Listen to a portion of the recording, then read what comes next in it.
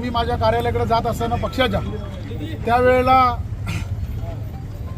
Fortuner एक वाईट आहे, 2 कुठल्या गाड्या इनोवा आहेत वाटतं, त्यातनं काही हॉकी स्टिक स्टंप आणि ही रिव्हॉल्वर माझ्यावरती जी उभारण्यात आली, ती रिव्हॉल्वर विकास गोगावलेवरती कशासाठी उभारण्यात आली?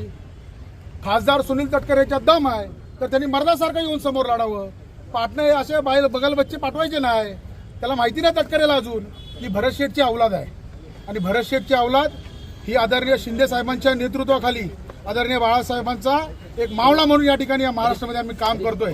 आणि काम करत असताना राज्याचे गृहमंत्री आदरणीय फडणवीस साहेबांना मी विनंती करतोय की एखाद्या जर का मंत्र्याचाच मुलगा जर का सुरक्षित नसेल तर या महाराष्ट्रामध्ये बाकीची जनता जनार्दन काय सुरक्षित असेल?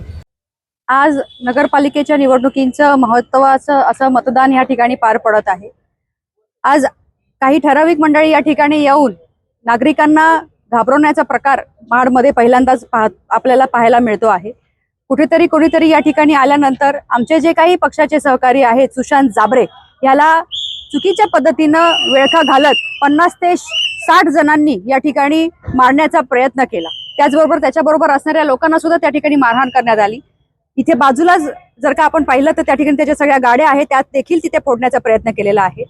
त्याच्याबरोबर असणाऱ्या बॉडीगार्डची जी आर्म्ड त्या ठिकाणी वेपन आहे, त्याचा जो रिव्हॉल्वर आहे ती सुद्धा हिसकावण्याचा प्रयत्न संबंधित इथले जे काही स्थानिक नेते आहेत त्यांच्या माध्यमातून झालेला आहे.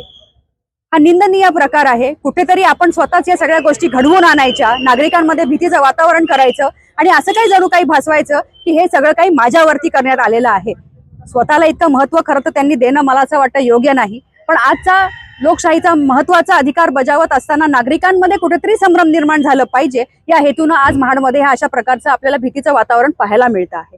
मला नागरिकांना आवाहन या निमित्ताने करायचं आहे की चुकीच्या कुठल्याही पद्धतीला या ठिकाणी तुम्ही भुळी पडू नका. या सगळ्या गोष्टी ते करू पाहत आहेत कारण त्यांच्या पायाखालची वाळू ही सरकत आलेली आहे. आगामी महाड नगरपालिका निवडणूक ही युतीच्या माध्यमातून निश्चितपणाने आम्ही जिंकू, पण त्याचबरोबर या सर्व नागरिकांच्या पाठीशी संपूर्ण खंबीरपणे स्नेहल जगताप, त्याचबरोबर आदरणीय तटकरे साहेब, आदरणीय प्रवीण भाऊ हे निश्चितपणाने आहेत हे आवर्जून मी या निमित्ताने सांगते.